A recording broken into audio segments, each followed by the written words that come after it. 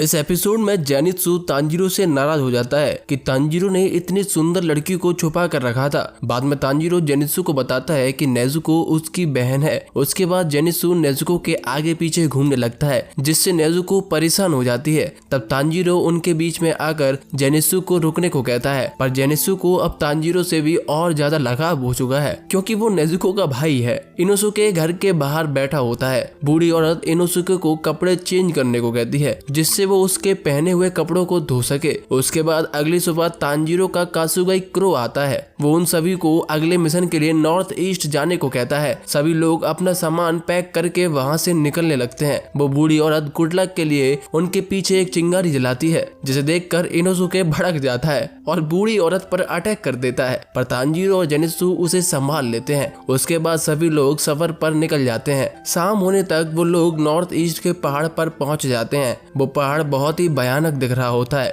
जिसे देखकर जेनित्सु डर जाता है। तांजीरो को भी बहुत ही अजीब सी स्मेल आती है, वो भी डर जाता है। तांजीरो खुद को और जेनित्सु को चलने के लिए मोटिवेट करता है, पर जेनित्सु आगे जाने से मना कर देता है और वो रोने लगता है। तांजीरो को वहाँ पर एक स्मेल आती है, जिसका पीछा करने के लिए तांजीरो आगे जाने लगता है। इनोसुके भी उसके पीछे चल देता है। अब जेनित्सु के पास कोई दूसरा रास्ता नहीं रहता, इसीलिए वो भी उनके पीछे चलना शुरू कर देता है। थोड़ी दूर चलने के बाद तांजीरो देखता है कि एक सीनियर डीमन स्लेयर वहाँ बुरी तरीके से घायल होकर पड़ा हुआ होता है। वो लोगों से हेल्प मांगता है, पर वो लोग उसकी हेल्प कर पाते उससे पहले ही उस डीमन स्लेयर की पीठ पर लगे धागे उसे अपनी ओर खींच लेते हैं और वो उड़ता हुआ पहाड़ों में कहीं गायब हो जाता है। उसके बाद तांजीरो को डीमन की स्मेल आती है, जिसका पीछा करते हुए इनोसुके और तांजीरो पहाड़ के अंदर चले जाते हैं। जेनित्सु डर की वजह से कांप रहा होता है, जिससे वो वहीं बैठ जाता है। उसके बाद हमें कुछ डीमन दिखाए जाते हैं जो पूरे व्हाइट होते हैं और उन्होंने व्हाइट ही कपड़े पहन रखे होते हैं। तांजीरो और इनोसुके जैसे ही अंदर जाते हैं, वो देखते हैं कि हर तरफ मकड़ी के जाले फैले हुए हैं और जमीन पर भी बहुत सारी मकड़ियां होती हैं। तांजीरो तभी इनोसुके को शुक्रिया कहता है। इनोसुके को कुछ समझ नहीं आता।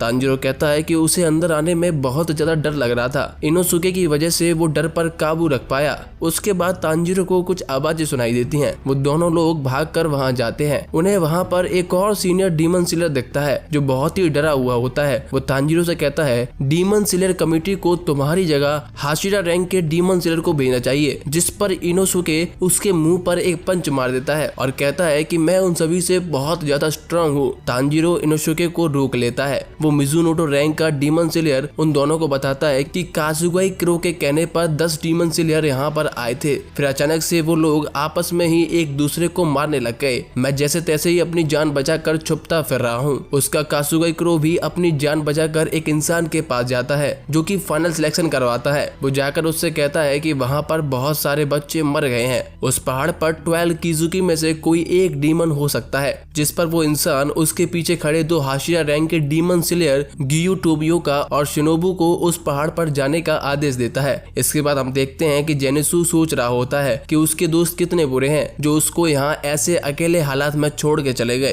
तभी जेनित्सु की कासुगाई वर्ड आती है और उसे कुछ कहती है, जिसे जेनित्सु समझ नहीं पाता। वर्ड को गुस्सा आता है और वो जेनित्सु को काट लेती है। तभी जेनित्सु को याद आता है कि तांजीरो नेजुको के साथ ही पहाड़ के अंदर गया है। नेजुको को बचाने के लिए अब जेनित्सु भी पहाड़ के अंदर चला जाता है। हम देखते हैं कि तांजीरो वाले ग्रुप को कुछ चलने की आवाजें आती हैं, जिसे सुनकर सीनियर डीमन स्लेयर कहता है कि आवाज एकदम वैसी ही है जब हमारे ग्रुप पर अटैक हुआ था। इसके बाद हम देखते हैं कि उसके साथ वाले डीमन स्लेयर तलवार लेकर तांजीरो के ग्रुप की तरफ अजीब तरीके से चलकर आ रहे होते हैं। वो आकर ग्रुप पर अटैक कर देते हैं, जिस पर इनोसुके भी अपनी तलवार निकालकर उन पर अटैक करने वाला होता है। तभी तांजीरो उसको रोक देता है और कहता है कि इनमें से अभी भी कुछ डीमन स्लेयर जिंदा है। उसके बाद तांजीरो देखता है कि इन डीमन स्लेयर के पीठ पर जाले लगे हुए हैं, जो कि उन्हें कंट्रोल कर रहे हैं। तांजीरो एक लड़के की पीठ पर लगे हुए जालों को काट देता है, जिससे वो वहीं रुक जाता है। इसके बाद सभी लोग सभी डीमन स्लेयर्स की पीठ पर लगे तारों को काट देते हैं, पर तभी वहाँ पर मकड़ी आ जाती हैं। उनमें से एक मकड़ी तांजीरो के हाथ पर काट लेती है, जिसके बाद तांजीरो के हाथ से तार निकलने लगते हैं और उसके हाथ भी कंट्रोल होने लगते हैं। उसके बाद हम एक डीमन को देखते हैं जिसके हाथ से तार निकल रहे होते हैं, जो सब सबको कंट्रोल कर रही होती है।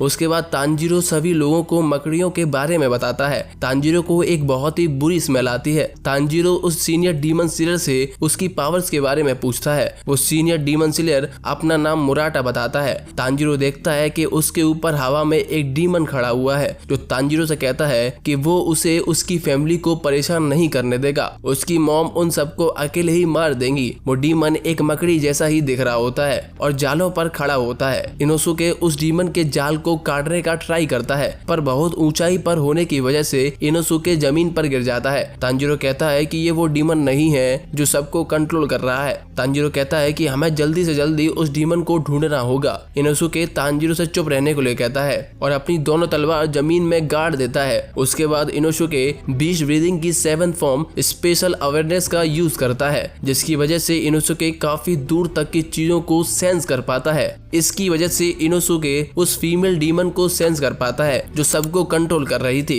ऊपर से एक डीमन ये सब देख रहा होता है जो कि तांजीरो के पास भी आया था। वो कहता है कि हम 5 डीमन यहाँ फैमिली की तरह रहते हैं और मैं किसी को भी इसे नुकसान पहुंचाने नहीं दूंगा। इसी के साथ ये एपिसोड खत्म हो जाता है।